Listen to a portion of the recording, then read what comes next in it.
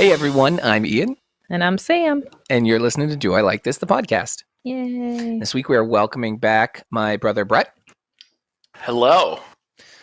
and we made him watch a movie.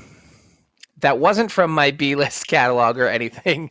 I pulled this one from an Amazon, also recommended. I watched the trailer. I sent it to Brett because I learned from my past mistakes to be like, all right, I've watched like 20 minutes. I'm enjoying this. Brett watched the trailer. He's like, regardless of the podcast, his words, I'm watching this movie. Yep. I will ask you at the end if you think those words were foolish or they were well spoken. But that's how we got Nightmare at Noon, the 1988 movie. Strong trailer. Oh, it's up there with Uninvited on trailers, and both have George Kennedy. Right. This movie is filled with like famous-ish character actors from the time. Filled. That's so interesting because when I watched it, I was like, a movie of nobodies. Like I guess I didn't watch enough Dallas or like CSI or. When I was whatever. a kid, I spent a lot of time with my grandma and grandpa, and I watched a lot of like reruns from the 60s and 70s. Okay. So I watched, oh God, what was the show? I don't remember. The hitchhiker in this movie, he is... Oh, you mean Riley? First name and last name? Right. Boy. I can't remember what he's in now, but he's been in a ton of shit. And as soon as I saw him, I recognized him. And then when I looked, he was in like a bunch of shows from like the I thought he was going to be in 70s and Ken's 80s. wife at one point in this movie, but I was stunned that didn't happen. I guess I didn't watch enough of the proper preparatory materials. Well, and then George That Kennedy. makes two of us. I only knew George Kennedy. I recognized George Kennedy as I showed you before from The Naked Gun. 2.5. And I guess he was in Dallas. That's the other large credit I saw for him. And Uninvited, if you've listened to our podcast. Oh, well, I haven't. Well done. I didn't see his face while listening to your podcast. So. He has the best role in Uninvited and a very disappointing death. He has a fun role in this one and an equally strange death. I would say he has the second to best role in this one, borderline between him and our hitchhiker. We'll get into that because Yes, I don't know. Sam, why don't you take us away? Because there's so much. And I'm just going to start talking about all the movie before if we don't. Right. Okay, Nightmare at Noon. Woo. Oh, I got to give the IMDb. I'm sorry. Jeez. Yeah, I was just going to say, I think we're missing something. That's what We we're are. missing. So the IMDb says, scientists poison the water supply of a small town, turning the residents into homicidal maniacs who kill each other and anybody who passes through. Okay, IMDb. You're not wrong about that, but work on your grammar. That's all. Yeah, it's serviceable. It's better than the Wikipedia we had doing scary stories the other night. Yeah, it's about the same amount of information. So the movie opens, we're in the back of a van filled with like computer equipment, and I think he's supposed to be the albino is what he's credited as, right? Yeah, in And the final credits. I said he looks like a Busey, like Gary Busey or Jake Busey, so I just referred to him as albino Busey for the rest of the movie, or just Busey. I thought he looked like a family member of our guy from class of 1999. He's also been in everything. Like, you have to Google him because I don't remember off the top of my head because it's been like a week now since we watched it because that's how chaotic our lives are.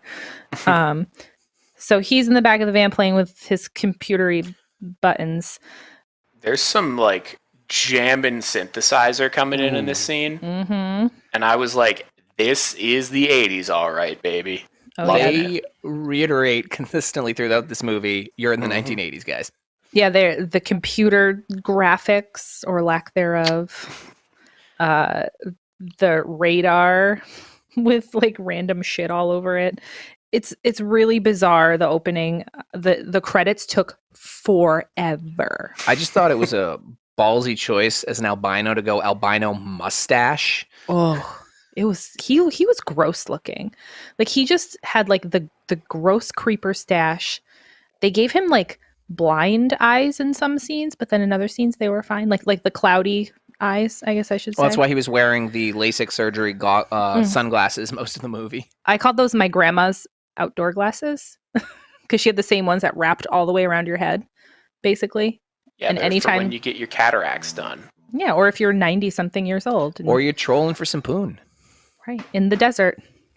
Where it's 33 really years ago. bright. Correction, in Canyonland. I was just going to say, we're in Canyonland.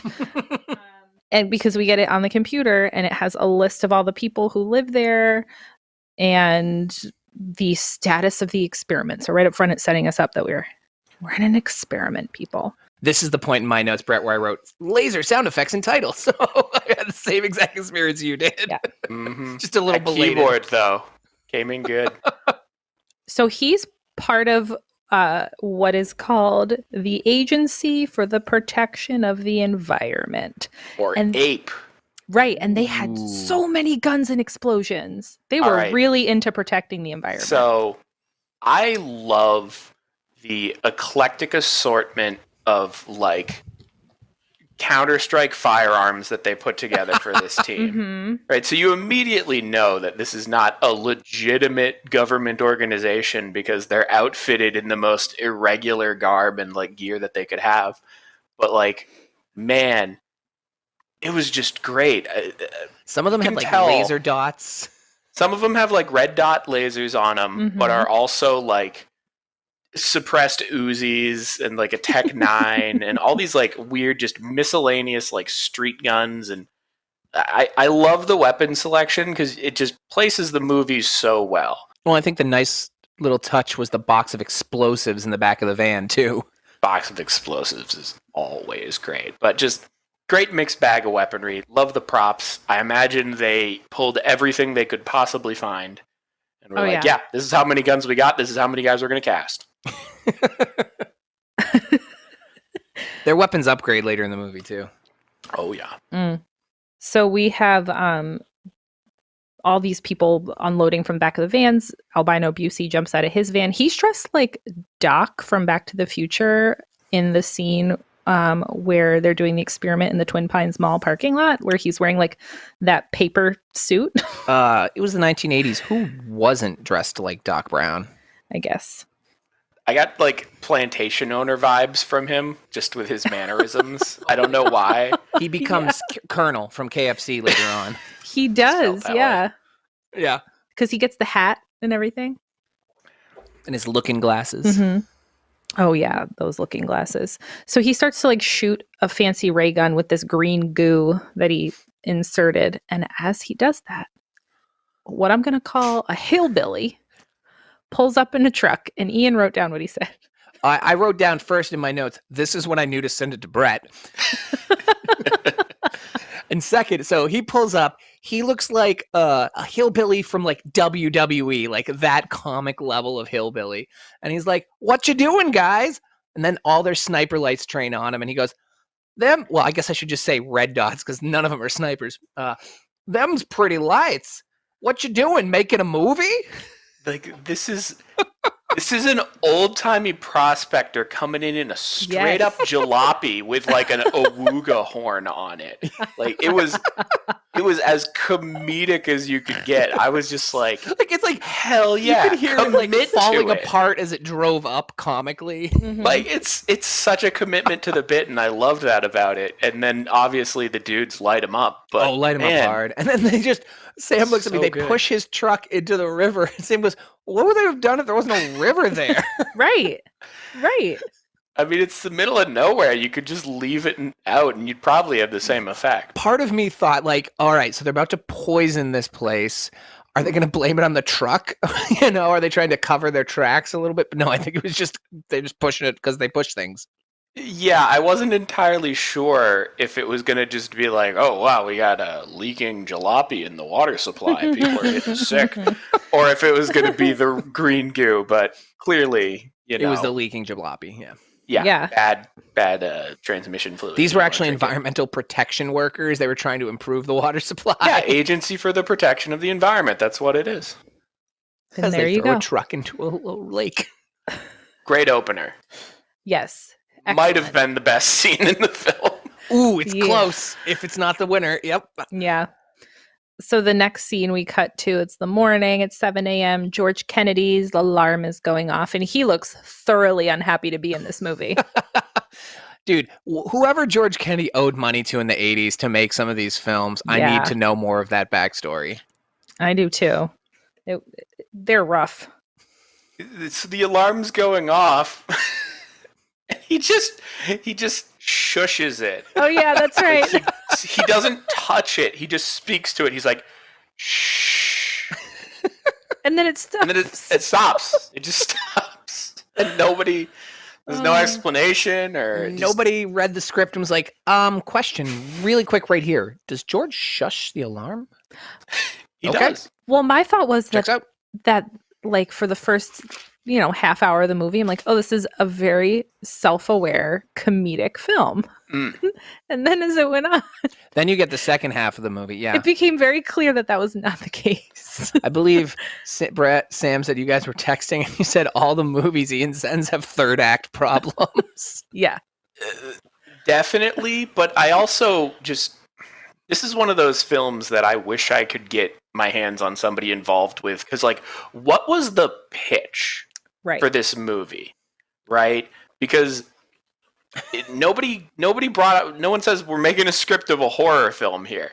Like, this is very clearly some sort of pseudo actiony film that also wants to be a comedy in like 20% of it, but also wants to be like a Western at the end. And really, but it wants a little science fiction in there as well, and it just can't place it.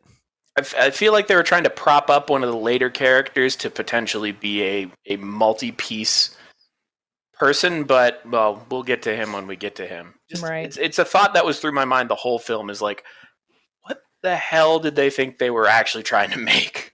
Who was your target audience and what were you trying to sell them? You don't know? Okay, that makes two of us. I have nothing to say. All I have to say is we transition to DJ Mullet. DJ Mullet. It's Billy, the DJ at the country station, playing some Patsy Cline. We get some country vistas in the canyon where they're, Canyon Land or whatever, Canyon Town. Where are they? Canyon Land? Canyon Land, yeah. Canyon Land. I was right. It's next to Sarasa Land in Mario World. Oh, yeah. Oh, that's right. You just need to use the warp whistle. Yeah. So there's Ken and Sherry. Nailed it. That's right. I didn't write it down. They're in their RV, their big fancy RV, the husband and wife. She's like microwaving him some croissants. They're talking about. They're basically and he's just shaving. Yeah. Yes. While Shave driving. driving. Yeah, and they're basically just like talking about how rich they are. And so that's them. So that's the setup for them. Hold on, she gives him a croissant, and his line, he takes a bite and goes, "Ugh, no man likes a soggy croissant." I was like, that's an interesting idea of what you think rich people talk like. In her first, 2 minutes on screen, the wife, and I know she has a character name. I apologize for not remembering it. She's just his wife in the movie, unfortunately. Yeah. She is basically just wearing a sports bra. She jams a cassette into the radio because she can't stand country music, and she makes a joke about shopping. Yeah. So within about 60 seconds, we can understand exactly what her purpose in this movie is. Is And to that is provide to, the depth. Yeah, really, really bring that strong feminist agenda into our 88 movie. I could tell right away with that scene. I was like, okay, no women are going to have a conversation in this movie. That's true. Yeah. Well- And I'm almost right. I was just going to say you're very close. Almost. If you count grunting and growling as not a conversation. So then we get our hitchhiker, and he's real creepy looking. He's Oh, God, he real is. creepy. So Ooh. he was in American Graffiti. That's where I know him from. He was in other stuff too, but he just has this like creepy face, and he's got the aviators on, and that mouth that's just like, "Meh, I and hate that everything." skin that's like I grew up in the 60s and 70s, and it's a nice leather now in my middle age. Yeah, he had a tanned hide. So originally, the husband's not going to stop. Correct. But the wife is like haranguing him and is like, where's your sense of adventure? And it's like, that guy's definitely got a gun. I'm sorry. Oh, Right. a million do not percent. pick him up. There's a reason the hitchhiker stereotype is what it is. Yeah, like oof. Yeah, also, this is '88. We know better than picking up hitchhikers. I mean, this is the deadliest decade, but still. So this is Riley, first and last name. This was who we're referring to. Protagonist? Yeah. Question mark? I thought it was the guy who was going to finally please Ken's wife. So, nobody in this movie is likable. No. And maybe George Kennedy a little bit. The sheriff is okay, but there's just...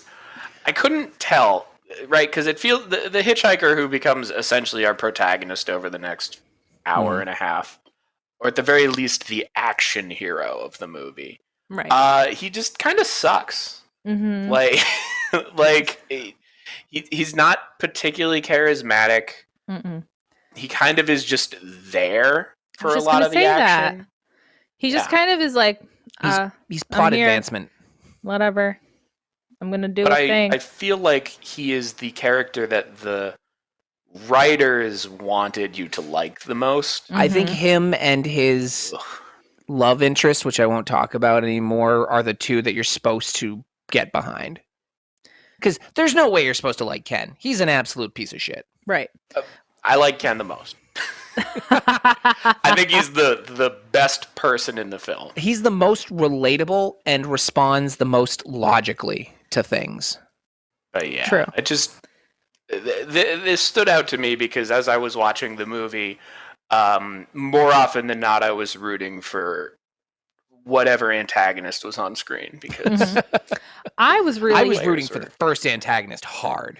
Well, I was just gonna say I really wanted more of the albino, but we'll get there. Oh, sorry, the second antagonist that we're about to get to. That's the one I was rooting for hard.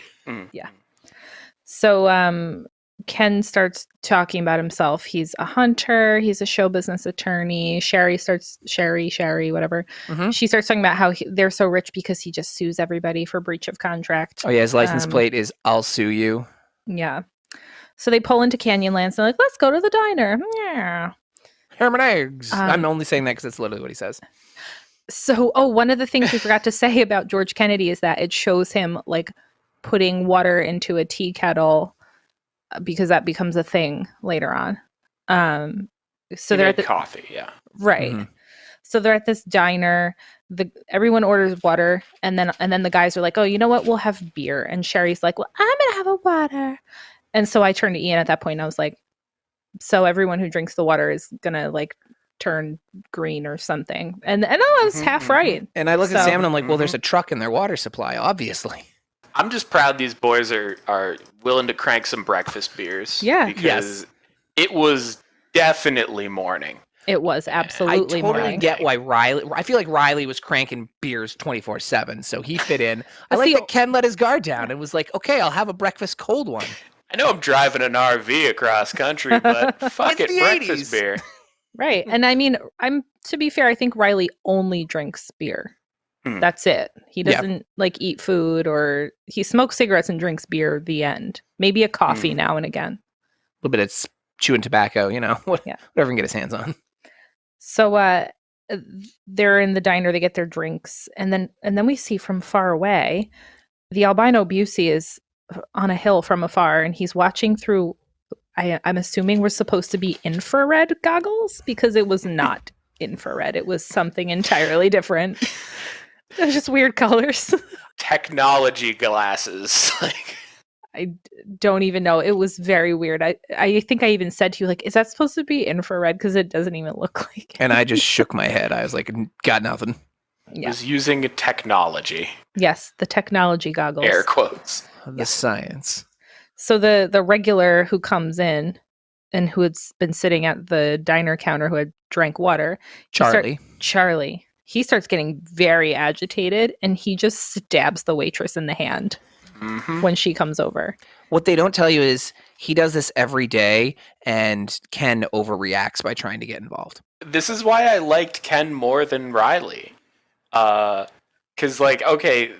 some scruffy looking dude is roughing up a waitress, and Ken's just like, I'm gonna deal with this. Yeah. He gets up and goes try to interject. He does not succeed, but he tried, and I respected that. No, he it's did not- not have a skill set for this. And it's not the first time he does it, which I didn't think about until you just said that. So, okay, you might be changing my mind about Ken.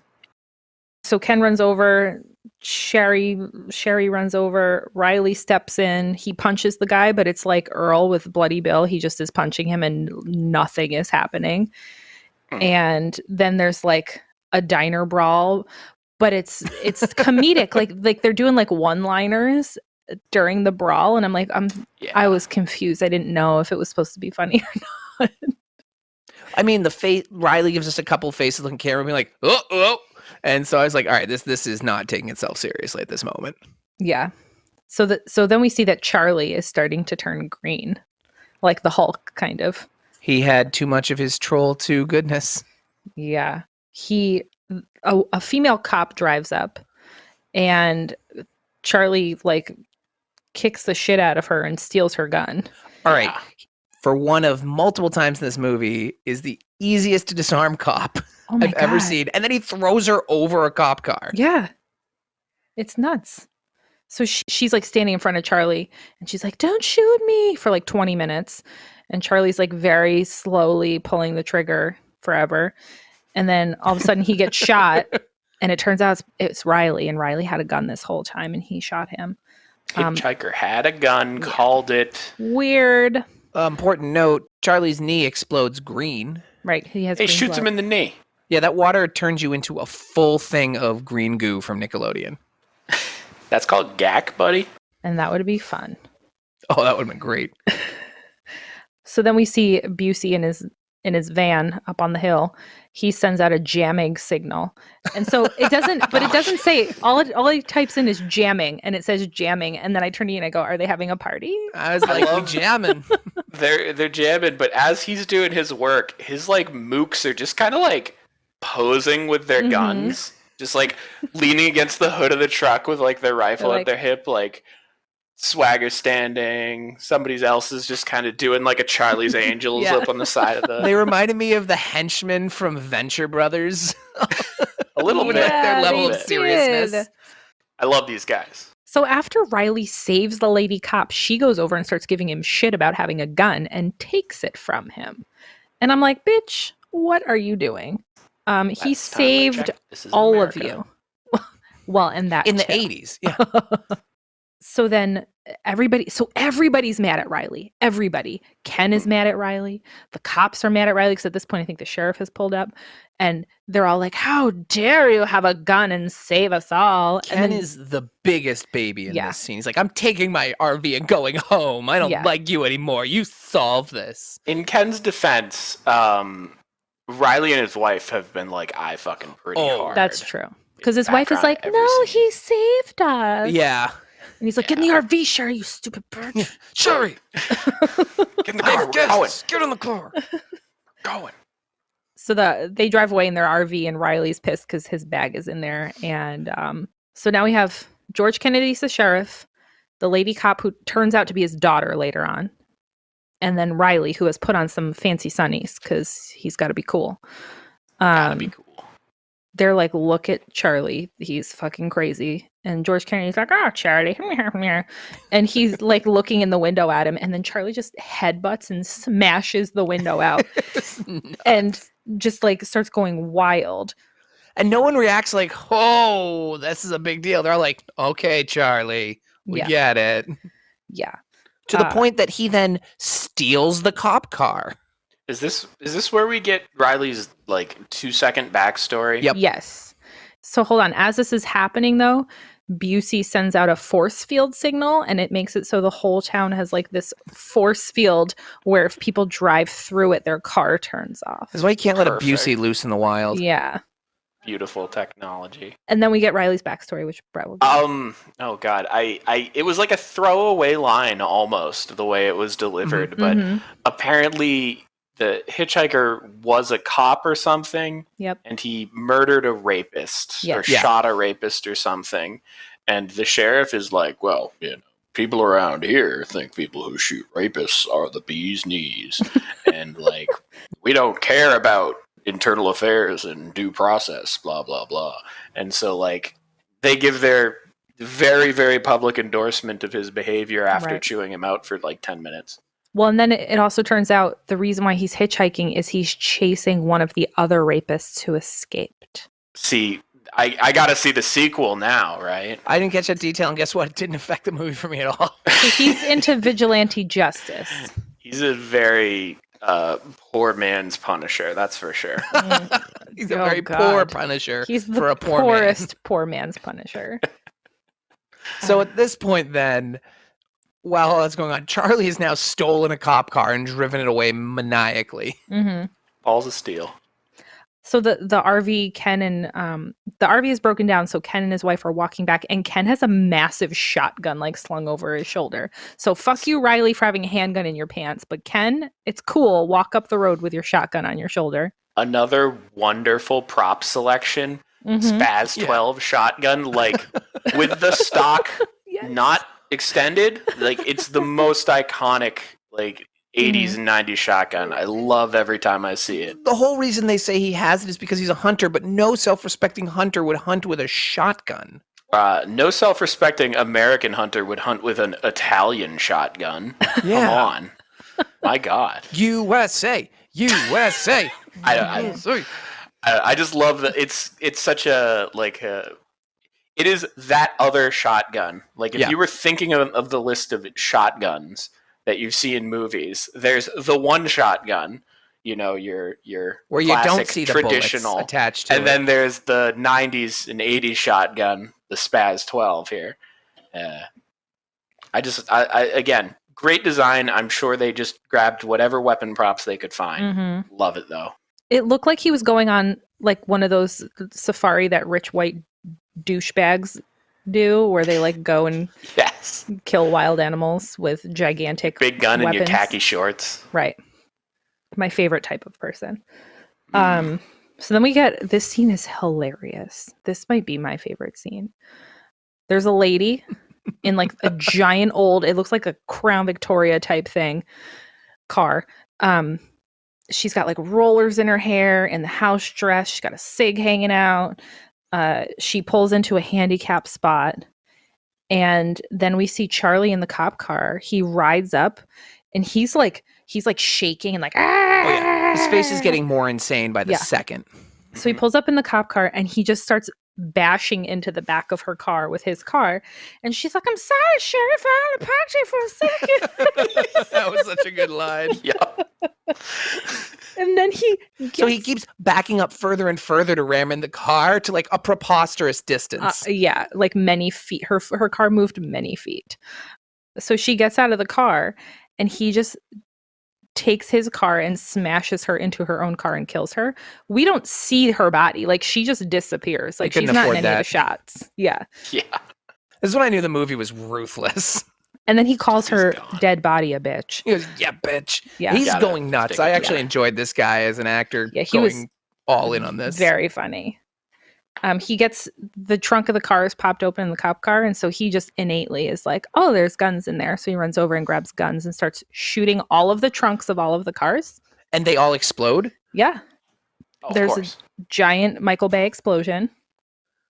A third cop shows up. His name is Larry. Now this scene, This Oh my cop's God. got, like, balls of steel. oh my god! Ill-advised, but man. Yeah. And also, it's like they added, like it was supposed. I thought until this scene, I'm like, oh, this is like sort of more of a comedic movie. Mhm. Mm-mm. The scene is really dark. Oh, God. Yeah. It turns from funny to being like, oh my god. Yeah. So the cop is the rampaging man's son, Yeah. I believe. Yep. Yeah. Because he's Papa. coming at him. He's coming at him. He's like, trying to talk him down. He's like, "What's going on? Give me the gun. It's okay. We'll take care of everything. Your ma's worried about you or whatever." And he's like slow creeping towards him, shotgun pointed at this cop the whole time. And the Mhm. sheriff has showed up at this point. behind his car with his gun, kind of just watching it unfold. And shocking nobody, Rampage and Charlie just blast the dude square in the chest. Yep. Aggressive dead. Presumably just instantly dead, but we never see his body. Yeah, that was after cold. the shot. That was totally heartless. Ice cold. He's like, Pappy, no! And then he shoots him in the chest. Yeah. Oh, even Charlie like kind of was like fake handing him the shotgun. Yeah, he was like smiling at him. One-handed pulls the trigger. Yeah. So cold. So then George Kennedy just shoots Charlie, kills him. Which you just should have done, George, while that was all going on. Right. And Charlie falls onto his dead son's body when he dies. Oh, I didn't catch that detail. Just like That's very, sweet. very Good stuff. poignant. Oh, Yeah. they got to be together. So that beginning, I was like, we are in for a ride. Yeah. And we were for a little bit. First hour. We cut back to the transient and the wife having an intense session of like she's throwing it out hard, he's throwing it out mid-range. But then he fires then, like, real hard. Yeah. I'm pretty sure he just straight up says like, you seem like you're looking to get fucked or something along those lines. And I was kind of just like, like, all right. Thank you for acknowledging it, movie. Is this where we're going? But then that's it. I think you're overdue for a good fuck. Ah, there you go. Let me just drop my Whoa. laptop. Whoa, I got overwhelmed. Well, we can see Ian's pasty thigh in his ball sack. I was trying to tell you, you're overdue for a good hey. Great. He's showing us. I mean, this episode's getting released via video. I'm the only one who's suffering on here. OnlyFans. Yeah. Oh my God. So all of that is taking place in the sheriff's lobby, and the sheriff is saying, there's multiple murders here because we just found Hillbilly Jethro or whatever his name is, his truck in the pond, and something's going on in this town because this is, out of the ordinary. Yes, that would be the exact conclusion anyone should come to in that situation. So then Ken is like, fuck this shit. I'm going home. Get me a rental car right now. And George Kennedy's like, well, you can go to the junkyard and talk to Floyd. And that's your only option. And Bye. Ken and everyone's like, oh, he's not easy to handle. And Ken goes, I handled Twisted Sister. I can handle this guy. Yeah, I forgot about that. Oh, man. Turns out Twisted Sister was not a good training for handling this guy. No. So Ken heads to the junkyard. The lady cop says that she sent Charlie's blood off to be tested, and they said it's an acid. And where? At the hospital. And then a lab tech took it from the hospital to go get it further analyzed, and the car broke down at the town line. So then after a while, they're like, Ken's not back yet. So George Kennedy and Riley, the sheriff and Riley, they decide to go to the junkyard. And everyone's just screaming Floyd forever, wandering through the junkyard alone, each of them alone. He's supposedly going to get a rental car. He just swaggers through the junkyard, shotgun in hand. Like, right. Is that how you rent cars? I've never done it, but I don't think that, like... Maybe in the 80s, that's how they did it. From his experience so far in this town, he hasn't really run into the craziness that's going to happen a little later. It doesn't seem like open carry shotgun is an appropriate approach. Yeah, because at this point, Charlie's the only one who's gone wild. And Ken wasn't even there for that. That's true. It's a bit much, all right. So then we get Floyd leaping over cars like he's, again, the Hulk. And he jumps onto Ken. And then we get a legitimate repeat of the diner scene, like to a T, with Riley jumping in to save him. Blah, blah, blah, blah, blah. I mean, it was so well choreographed, I just wanted it again. But this time outside with different lighting. So they wind up shooting Floyd, and there's green goo everywhere at the end. Do you have the one-liner, Ian? Oh, I don't. Oh, yes, I do. I just found it. Riley looks at Floyd and goes, "No change for the parts and labor." No charge for charge? parts Oh, and labor, shit. Floyd. Shit. No charge for parts and labor, Floyd. They didn't have any change for the parts and All right. labor. They wanted if they took card. We got it. I was like, We got there. good job. It's not job. words with me if I don't quite mess them up. So at this point in the sheriff's lobby, it's the sheriff's daughter, Julia. Yes. Is that what I have here? Yes, that's correct. Sure. It's the two women. And they're not talking, as Brett said. But all of a sudden, Sherry starts growling intensely. And Julia just starts yelling, "Stop it," at her. So as Julia's like chasing her and growling aggressively, Julia's just like, "Stop it! Stop it!" It's like, did you ever see that skit? I think it was on Mad TV with Bob Newhart as the therapist, and he's just yelling at his clients. And he's like, I know the one. "Stop! Stop it." That's Stop it. delightful. And so that's what it reminded me of. I was laughing so hard. So then everybody arrives just in time to like stop this from happening, I guess. I don't know. She's got a gun, and husband runs in and just yoinks the gun from her, like Yeah, she's with not good literally with guns. no challenge. He just like, hey, I'll Right. take that. And He's a hunter. He knows his moves. at this point, it's occurred to me that the cops in this town don't really do very much, No. because all of these situations could have been de-escalated. But their far jail quicker. cells looked like they were like the state prison, right? They were impressive because I mean, they it could have wrestle been. Sherry into one. And that's where she Wrestle's stays. the right word. Yeah. Yeah. Oh, it was Yeah. definitely a wrestle and not a wrestle. And Ken like didn't seem that upset. He's just like, "That's my wife." A doctor comes out to check on her. He's got like cuts and bruises. He Yeah. has not been having a good day. Yeah, he's had a rough day.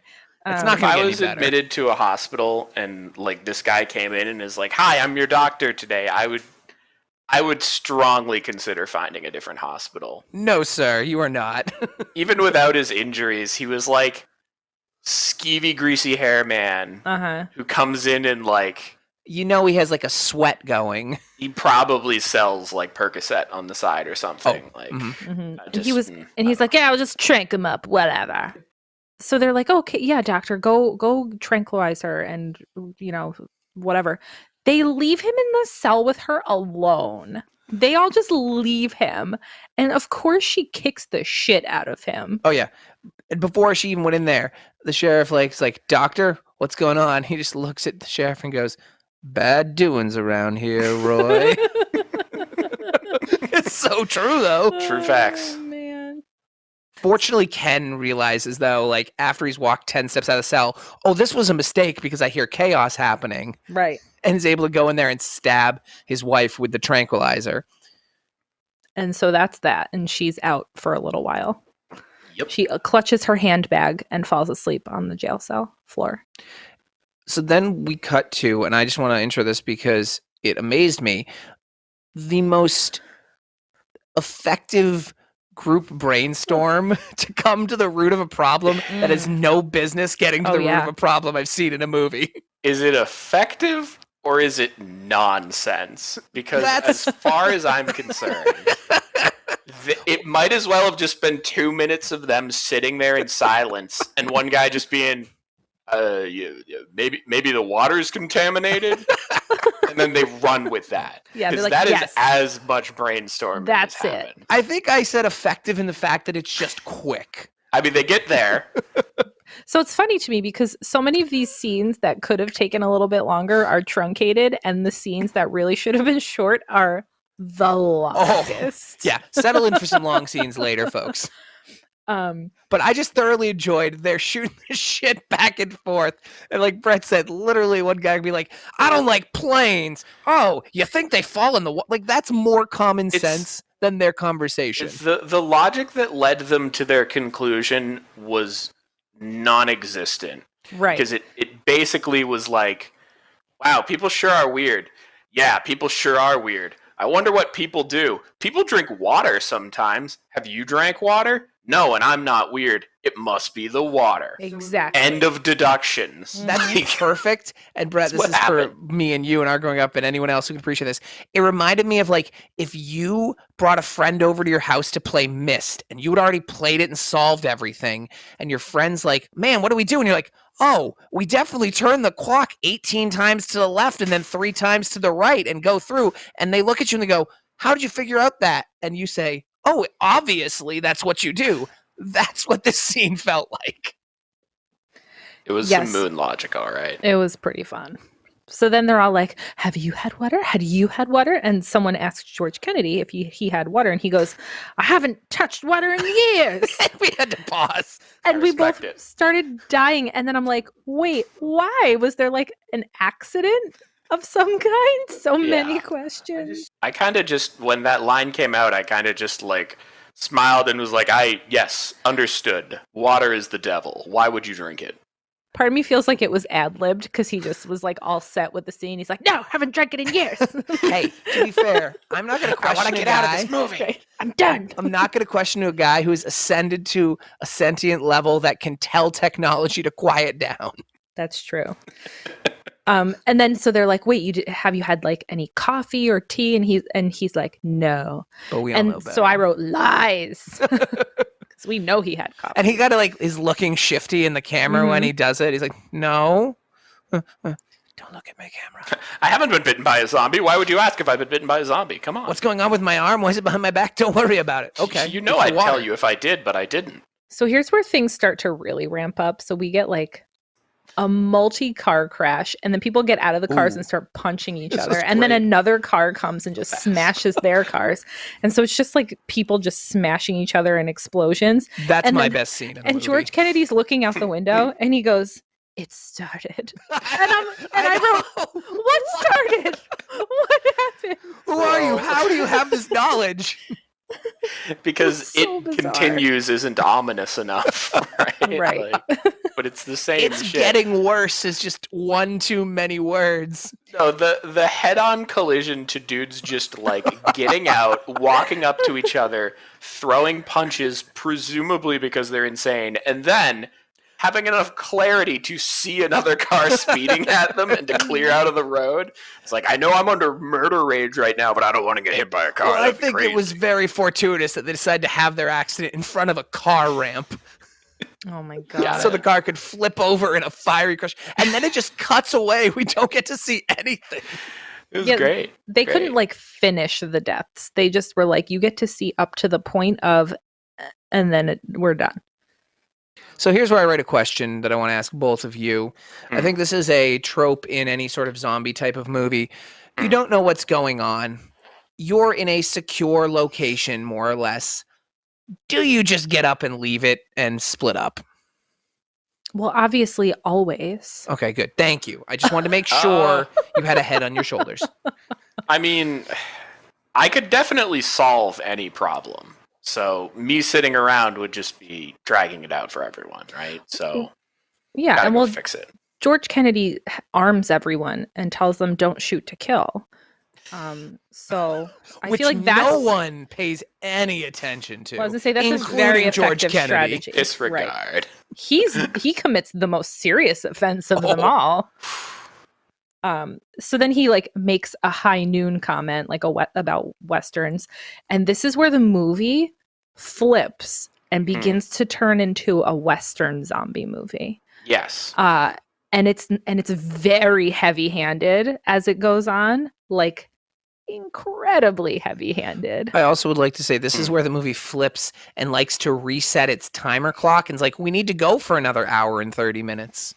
Yeah, I don't remember exactly how long we were in at this point, but Me it either. certainly felt like we were entering a like, hey, Final we must stretch. be near a climax soon, Right. right? And we were. Oh God, no. Oh, We've got so much more to do. we haven't even gotten to the helicopter fights. Oh God. My brain just exploded thinking about that. How do we get to helicopter fights, you ask? I'm glad you asked. You Let's take just there. wait. We're going to start at a drive-in movie theater. attorney and Drifter are traveling their way through town, and at one point, the attorney posits the statement, "What the hell happened to this town?" as they witness all sorts of violence and murder. And our Drifter just glibly goes, "The freeway missed it." And like, fortunately, Riley or the attorney is kind of just like, "The fuck is wrong with you?" Like, this isn't like a time for like a glib one-liner that's not even that funny. But I wasn't referring to like the slow decay of the American dream. I meant the zombies and the fighting. Right. I'm not asking about the dissolution of the middle class. I'm talking about the murder. Yes. Like, Right. There's a guy on the roof shooting us. I have questions about that. Thanks, Riley. First and last name. So at this point, before they split up, George Kennedy has told his daughter to drive around in her cop car and make an announcement to not drink the water. And then he, as everyone leaves, when he's alone, he has a zombie tremor. Mhm. And it looks like he just fought it off by sheer willpower. It looks like he shit his pants for a second and he was trying to get control. Yeah. So his willpower is overriding the experiment, apparently. for now. Yeah. Because if we look at the timeline, it doesn't take that long for people to turn.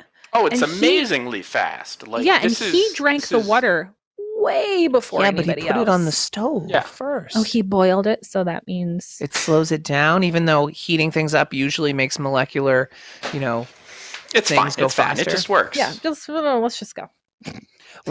So while Ken and Drifter Riley are having like some of their moments, we get a great rooftop shotgun snipe from Ken as he's falling it's away. good. That was on par with our Bloody Bill accuracy. Oh yeah, that was awesome.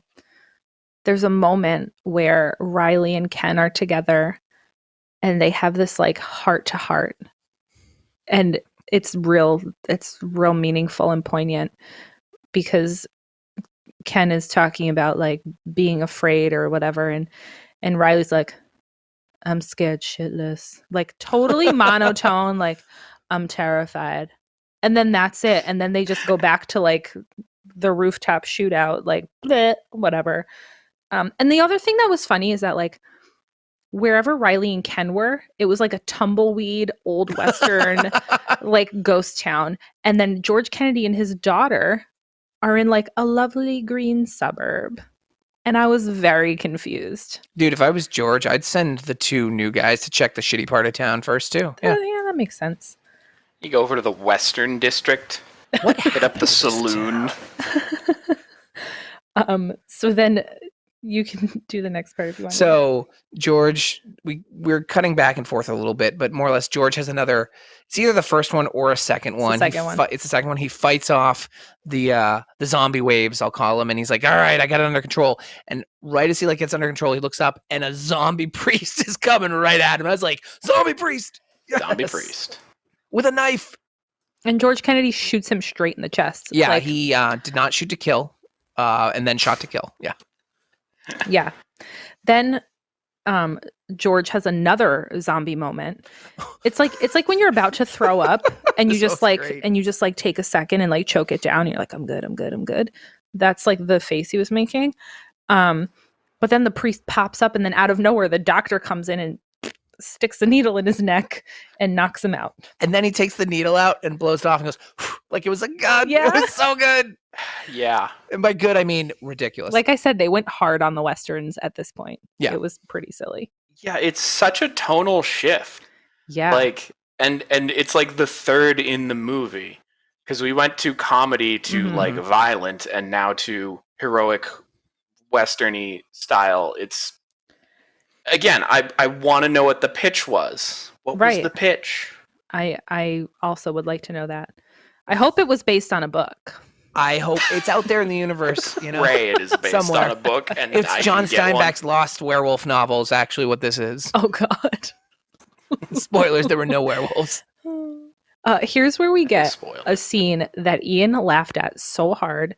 So we're back to Riley and Ken in their Western town. And all of a sudden, this guy on a motorcycle zooms up and he's just shooting like spraying people. And then it does like a flippy dippy butt flames is what I wrote. The motorcycle just starts like it like flips around through the sky. The guy catches on fire because Yeah, he the does. motorcycle explodes, but only his butt is on fire. And he's like flying through the air with his butt on I fire. couldn't contain myself as this was happening. So my notes were motorcycle shocker, Riley snipes, bike jumps a car through flames, kicks driver hilariously, scene. Yeah. I think that actually is longer than the set directions were for it. Well, this is another great dead cut right after the guy hits the ground and off to something else. Like you don't know what happens. Yeah, it was wacky. Real wacky. Oh, then we get my least. Well, no, hold on. Wait, I can't use that term this early in the movie. All right. I get a scene that was really not that great to me, which was this little girl and Julie. So, Sam, I'm going to let you take it. So, Julia, the female cop. I wrote her name wrong. Oh, crap. Same. I think they started off by calling her Julia, and then as the time went on, they started calling her Julie. I think that's why it's a little confusing. Sense. So a screaming small child runs by. She's like 10.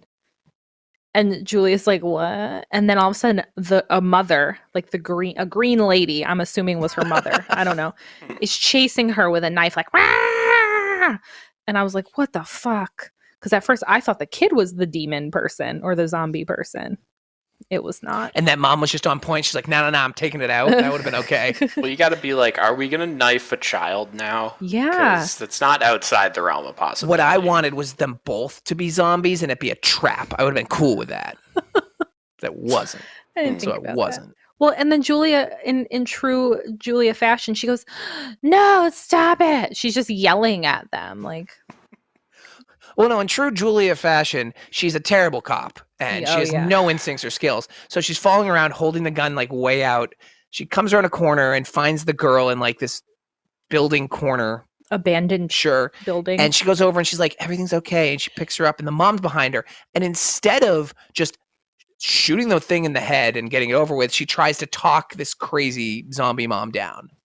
Well, in her defense, she's a terrible cop. Because I am going to come to bat for her in this situation. Mm-hmm. How many, like, aggressive murders do you have to do in your career as a small-time cop, right? Like, this incident started this morning.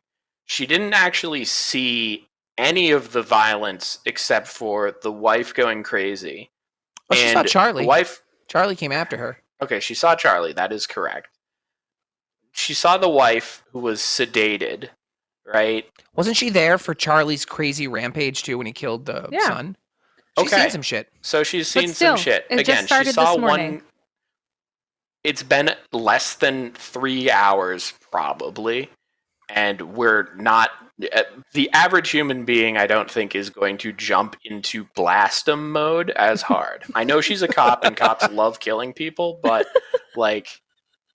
I could empathize with her situation of like, I don't know if I'm ready to just shoot this mom in the head. I wish more cops behaved like Julie did.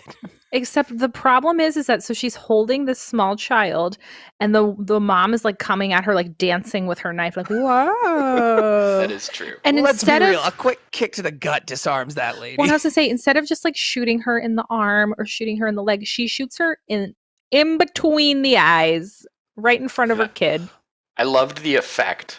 Yeah. Honestly, I think Julie is just such a bad shot that's just where it ended up. She could have been aiming for an arm or a leg. They just like smeared a blurb of like little clay dust on her forehead for the bullet wound. The green ashes. It was budget murder, that's for sure. Yeah, that's the only death that we actually saw.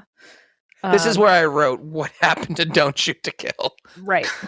Because immediately George Kennedy murders a priest and then she murders the lady. So we get more shooting. And I also wrote at this point, thank God they're in a town full of stormtroopers. I mean, honestly, I started to tune out a bit. I'm there for the violence. My notes are blank from the motorcycle to the flamethrower. Yeah. Because all that's happening is kind of just spectacle. Right, they're just making Wild West quips, mm-hmm. and shooting wildly at green zombie people. Which is fun, but like there's not a lot of substance here. Well, and it gets a little old because it just keeps going and going and going. Yeah. So a lot of stuff's happening. Actually, Sam, I'm just going to let you do it through because it's better to do that one. A lot of stuff is happening, so we're just going to kind of Agreed. Between now and when the skip flamethrowers some come out, the stuff. only thing I appreciated is they're back at the police station. It's been a few hours, and Ken has already escalated to I'm going to murder my wife to put her out of her misery mode. Yeah. Well, the other thing is that somehow in the police department, they're sitting in the lobby. Riley has a moment where he goes, he starts guessing the entire plot. He's like, someone's experimenting. They put something in the water. It's a big experiment, and they're watching us. We get it, Riley. You've read the script, all right? Right. That's what happened. You got it, Ian. Nice. So that happens. Yeah, and then Ken goes to, he's like about to try to kill her and he just can't do it. And he's like, I love you so much. And then Riley just takes the gun and he's like, let's just wait and see what happens. Like, can one of you try to make sense of the note I took at this point? It just says lots of dead Hulk cosplayers. yes. We have a shot of like outside, like the night street. There are cars like strewn all over the place with just like dead bodies. Yes. Lots of green and then bodies. we get the green two, bodies. Like, Yeah. Okay, now it makes sense. There's like two dudes in suits from the apes kind of just rolling through. And they bust out flamethrowers and just start torching lighting everything. up. I enjoy those flamethrowers, but Sam correctly said they wasted a lot of flamethrower my fuel, God. just aimlessly always keeping them on. Well, and also, like, why do you have to burn all the cars? They're all empty. Who cares? Right. I remember I checked the runtime at this point because I'm like, hey, when's the end of the movie gonna happen? Right. There are still 40 minutes. That was a mistake on your part, yeah, because that gives you a real idea that this isn't anywhere near to over. You got to get in that coma zone and stay. I did not, Let's just say about 30 minutes of that is going to be dicking around in the desert. Yeah. I only send Brett movies that has a significant half hour or more of someone dicking around. Dicking around in so wilderness. So at this point, we have our survivors that are Riley, George Kennedy, Ken, his wife is locked in a cell, whatever, and Julia. And so they decide they're going to find these guys and they're going to take them out. The ape people who are walking through town. And so they go to the drive-in. Oh yeah, so they George lures them out there by apparently running them to the drive-in on foot, and the vans chase him. Yeah. Yeah. Right. And then they decide they're going to turn the floodlights on. We get a nice, subtle note as they're running to the drive-in. It says High Noon was playing on the matinee, and I was like, oh. Subtle touch. At this point, up until now, I was like, all right, this is fine. It had moved okay. At this point, I started to be like, ugh, I don't know how much more I can do of this. 40 plus minutes. Right. Yeah. Well, this scene had some good to it. Yeah, this scene was fine. I was cool with this scene. I'm like, oh, if this is the end, then I'm happy. And then we check the time. I really thought this was the finale. I did too. Yeah, because all the heroes are here. We got the villains cornered in their vans. We're going to have a shootout, and that'll be it. George gets the rage. Everything goes how you expect it. George Kennedy, we're not even going to spend too much detail, has the best death in this movie. Yeah, so as they're doing their shootout between the dudes in the van, because the guys just start rolling out of the van instead of just the two flamethrowy guys, just people just start coming out of the van. So everybody's shooting. George Kennedy starts to be like, and starts to turn almost like 28 Days Later style. That's why I said he got the rage. And oh, that's what you meant by that. I wasn't even thinking that. Yeah. So George Kennedy is now a very angry zombie, and he's all green, and he just starts wildly shooting. The flamethrower gets him, but then he's fully on fire, engulfed in flames, and just runs to the van. And at this point, I turned to Ian and I said, "Please explode! That's why the explosions are there." Yeah. And oh yeah. And it does not let us down. Thank you, No, movie. it was very satisfying. He just dives in the back, Yep. and instantly the Van whole thing explosion. goes up in an explosion. Yep. But then the scene gets stupid. Right. And so apparently all the ape guys are dead. The environmental guys are dead. And so in the aftermath of the conflagration, Riley picks up George Kennedy's gun and hands it to Julia. And they have a moment. And then she hands the gun back to him and is like, yeah, I actually like suck as a cop. And the only reason I became a cop was to be by my dad. And he's gone now. So I quit. I've moved on. Yeah. And she takes her little Marshall pin and pins it on him, like deputizes him, like, you're in charge now. Well, Your problem now, buddy. And then Ken looks and goes, this town doesn't need a sheriff anymore. It needs a goddamn undertaker. Yeah. And then they call themselves a posse. And here is where I was like, fuck this shit.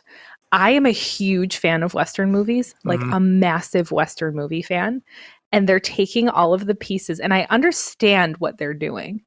And it doesn't work. No. It's bullshit, and it sucks. And it makes this movie stupider. Well, the literal next scene is them getting horses. Right. Yeah, right. Right. I Do mean, people like, acquire horses? No idea how. The bad guys get them later on. Like, where are all these horses coming from? I lost the thread here. Yeah, it got weirder. It unraveled. I don't understand how we transitioned from the exploding vans to the horse chase. Well, because here they're doing more guessing about what's actually happening. They're we got a great continuing line to in guess this the plot.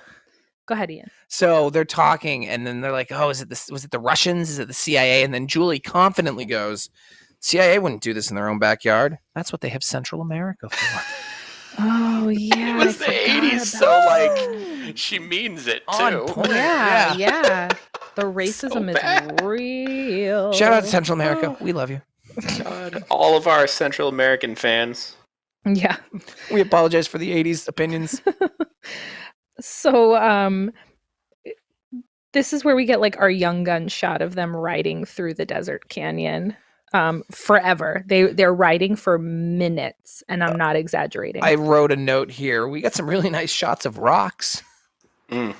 Yeah, and I was like, what are they trying to do? Where are they trying to go? Do they know where the experimenters So they are? end up stumbling into Colonel KFC's van. The other van. How they got there, there's no logic. You just think of, hey, if we had to pick a direction, let's go. And they got it right. Mm-hmm. Okay. Yeah, so at this point, Julia has taken her hair down, so you know she means business. They all surround the van, which is obviously empty, Couldn't be more empty. and start shooting it. And they wasted every bullet on the obvious trap, it looks like. Then they go up to the van, and they're like, look, it's American technology. Rah! And I'm like, what is happening? And then they realize it's a trap, and they run away, and the van explodes. And I'm like, Because we cut away to our bad guys on horses. Everyone's on Everybody horses. gets a horse. You get a horse, and you get a horse. But you don't ever get a satisfying conclusion to who is actually doing the testing on this property. yeah, spoiler alert. But you get a horse. So it just continues to be a hot mess. There's a horseback chase with synthesizer action music. You remember that? Mm-hmm, It was ridiculous. It was like, Oh, there is one I note. love the music. Before that chase, we do get a cut back to someone's at the radio station. oh, they get a dial tone. That's right. They got a dial tone. They're able to call out and, let people know what's going on. Yeah, I 'Cause guess there's that's been important. no communication so far until Thank now. God all of the 0 other characters in the movie will be Dude, able to make DJ phone Mullet calls. is the actual hero of this movie Right. because he gets reinforcements. This is where I wrote dicking around in the desert for 30 minutes, because from here Accurate. on out, it becomes like there's barely any dialogue. Nothing is happening. We get a mini shootout where Ken gets shot a little bit because he starts to charge toward the people. Well, and then Riley turns to him before he does that and goes, "Cover me. A man's got to do what a man's got to do." Oh, God. Which, in other words, means run out into fire. Yeah. and recklessly try to solve a problem. They just slowly whittle us down to a one-on-one, right? Right. We have our group, they have their group. One thing leads to another. Now there's just the drifter and the albino. The only interesting detail is for some reason the albino has got like a little device searching for something, and once it gives him the right signal, he kills all his own men. Right. So only the Busey remains. Yeah. And then Ken is whining about his wound. They all Julia wants to go with Riley to follow this guy, and he says, "This isn't a woman's fight." And I was like, ugh. And then she makes out with him. And I was like, no. He is easily 25 to 30 years older than her and not aged well. No, he is unattractive, and she is very attractive. My note is somehow that line leads to a makeout ? Yeah, I guess so. Ladies in the 80s liked it when guys were jerks to them, I guess. Who knows? I also wrote my next note, 80s synth plus this much desert doesn't mix. Yeah, so there's the longest horseback chase I've ever seen in my entire life. It's a lot. I wrote here, isn't this supposed to be like the climax? Because I assume that it must be, because that last scene with George Kennedy that I thought was the climax apparently wasn't, right? So I was taking notes on Sam as well as I was taking notes on the movie. I've learned I should do that. At this point, Sam continually said, "I'm fed up with the desert dick around." Well, I thought that was a really good way to articulate it. I mean, it's definitely descending in like tension. Yeah. I mean, at this point, honestly, there's not even really any stakes anymore, because we've found the original problem with the water, and we've warned people. So, like, I guess we got to stop the villain, but also, who cares? Yeah, it was we got a really shitty version of Red Dead Redemption 2 for about 20 minutes. Yeah, there's so much horseback. Busey and his little machine. And here I wrote, "Just be over, please." And I also wrote, "This is like getting lost in Red Dead Redemption." Yeah. And I thought it was kind of comical that Riley, our hitchhiker, was able to find random tracks of KFC's spit throughout this giant desert. He was to follow touching him by. it. He was touching and you wet were like, spit. He touches one of them, and Sam's like, "Do not put that in your mouth. Do not put that in your mouth." My mom came out. Yeah. So it brings us to a sniper duel between protagonist and villain. Oh, you mean the one side filmed firefight? Villain's got the high ground. Protagonist is on the low. But using his using his wits, he basically fakes being empty to draw the other guy to miss the rest of his bullets. And also come out of cover to take the final shot, incredibly exposed. Oh, yeah. Yeah. Protagonist isn't actually empty. He's got his revolver, and he just starts slow loading the chambers, knowing that the other guy is out. And they're kind of just standing there. It's like a little showdown. Definitely not resolving this with any haste. Not worried about the runtime. And as he, finishes filling his revolver, then Ian, we get a wonderful helicopter. Well, the helicopter rise up from the depths of the mountain. Right. And you're like, "Oh, he's gonna get away." But like, you could still fucking shoot him. Yeah, you can still kill him before you get to the helicopter. Like, oh, there's a helicopter behind him now. Does he have a teleporter? But then behind Riley rises another helicopter. But not just any helicopter, a U.S. Army helicopter. Right. So now we have two rival helicopters. Or helicopter models. We're not sure. It's a little bit of both from what I read. Here is where Riley shoots Busey, and Busey rolls down the hill. As gravity does. For a really long time. It's like that scene in the race. Hot Rod. Hot Rod, yeah. Then we get a wild helicopter chase. Wow. Why they put this in the movie, I have no idea. There are no named characters on either of the helicopters. No. They're just two helicopters having a blast. This had to be a U.S. Army promo drop. We had this footage and we were going to use it, Mhm. damn it. So then we get, as the helicopters are chasing each other, Riley goes over to Busey. He pulls off Busey's sunglasses, and Busey's like, nah. Yeah. And he's like Howie from Benchwarmers. Like, the sun is bad. He says, the sheriff says hello, and he takes the green goo from the little ray gun thing and he shoves the whole thing in Busey's mouth and makes a comment of like, imagine what all of this could do to one man, like what it did to the whole town. One drop did this to a town, which, Right. A, you don't know how much they used. Well, so then he just walks away, leaving Busey, the albino Busey, like writhing on the ground. And in my head, I was like, that's kind of cool. That's like kind of a cool move. Oh, it would be kind of a cool move if the whole town wasn't poisoned. You needed to know if there was an antidote. You wanted to know who was doing this, and you had all those solutions and answers to your questions right in front of you. Yeah. And also, your friend's wife needs a solution. At this point, the helicopter chase went on, and it went on and on and on. And I said to Ian, fast forward this right now. I can't handle this. You have to fast forward. I clicked through it as well. Yeah. So we did 10-second I want to intervals. say it was like 5.5 minutes of runtime. I think it is almost 10. Yeah, it was very long. I can't. The helicopter shows up at 1:25 and is still in the movie at 1:31. Yeah, awful. So no one in the editing room dared touch that footage. We have it. We got to use it. It was so long. We fast forwarded forever, and we just couldn't believe that it was still happening. And the way we did it, we did one of those 30-second fast forwards. No, it was 10 seconds. Oh, it was 10 seconds? All right. Forever. Every now and again, we were like, oh, that looks like, nope, they're still going. And then so it ends with the dueling helicopters face to face. Like, what the fuck? And then the army helicopter shoots the bad helicopter, and it explodes. Yeah. The end. No win. Resolution. Yay. Honestly, we don't know if who the these credits people just were. rolled after that, I would have been fine.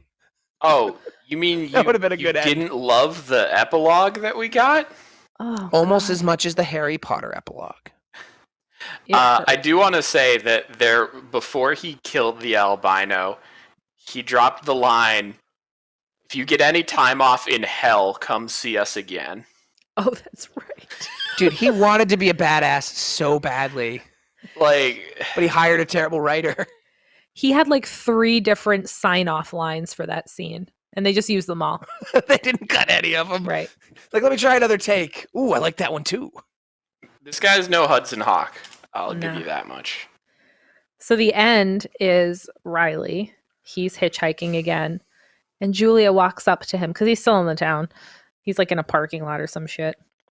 And she's like, I'm not a cop anymore. Why don't you stay? And he's like, I'm afraid of commitment still. And she's like, give up your vigilante justice. They all either die or go to jail. And then I wrote blah, blah, blah, blah, make out. Because that's what happened.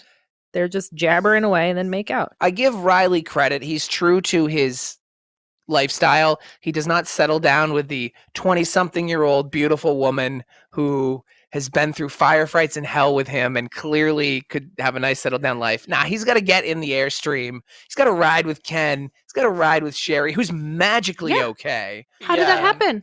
Is While everybody they're else making okay? out, Ken just rolls up and is like, get a room, you two. And I'm like, thank you. First of all, I agree. You're still on point the gross. most out of everyone in this movie, Ken. That's- And I then, agree like, with it's you. just, you're still on for hitching this dude? Like, I guess you're buds now, but Also, everyone's fine. The town, it all wore off, I guess, because they Yeah, didn't get problem's any gone. secrets from the organization. well, it was a load-bearing albino. Once you take care of him, the rest of the stuff kind of falls down. Oh, yes. One It of was the those. hive albino. As you do, right? It's like a dungeon boss. You know, you clear it, everything's over. They got the chest. Everything was good. Do-do-do-do-do-do. I got purple shoes now. It's great. And I'm trying to remember. I think that he just like He gets in the RV and he says, I'll be seeing you. And she goes, sure. And then they drive off into the sunset and leave her on the side of the road. It's written like we're going to get Yeah, a buddy credits. comedy sequel. Yeah. I need a buddy comedy sequel. I mean, honestly, I want the prequel where we find out about the rapist he murdered because, like, Gotta get I want that deep lore. I want a I want prequel a with Ken prequel- suing people. and I want a prequel of the albino Busey. So Can we that's get an 3 movies. anthology Alright. prequel? Yeah, can we Yeah. get a prequel trilogy? That always goes well. Oh yeah, we know how that goes. Nightmare at 6:45. Ugh. Mm. So yeah, that's that movie. Yeah, thanks, Ian.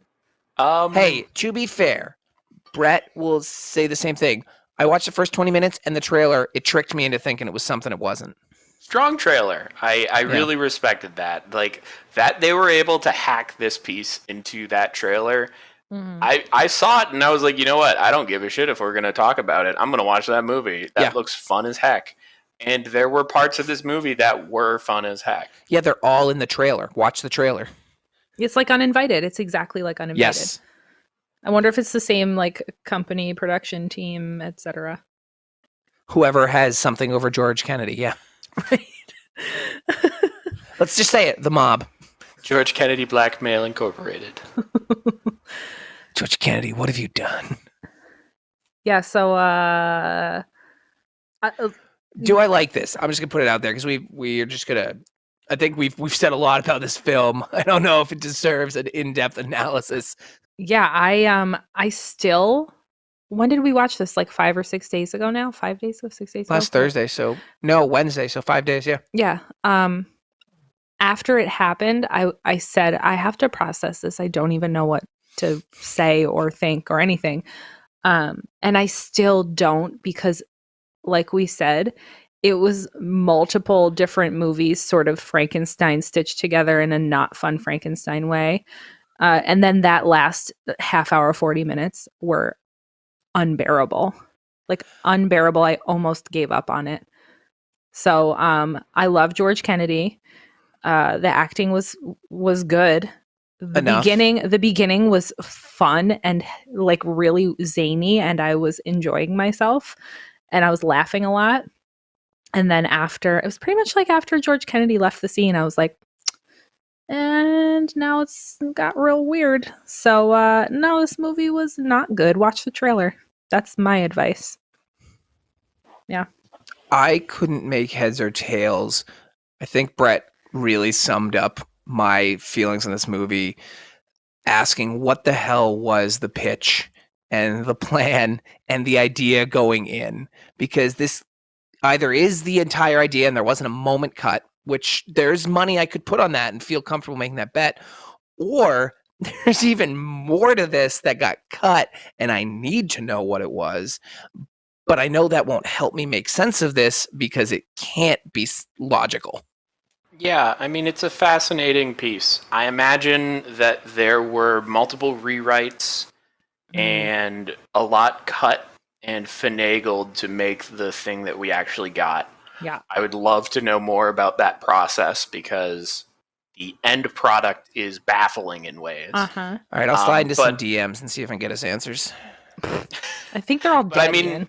I kind of just land the same way. Like, the biggest complaint that I have is that this was a big case of third act problems. Mm-hmm. I don't think that it's,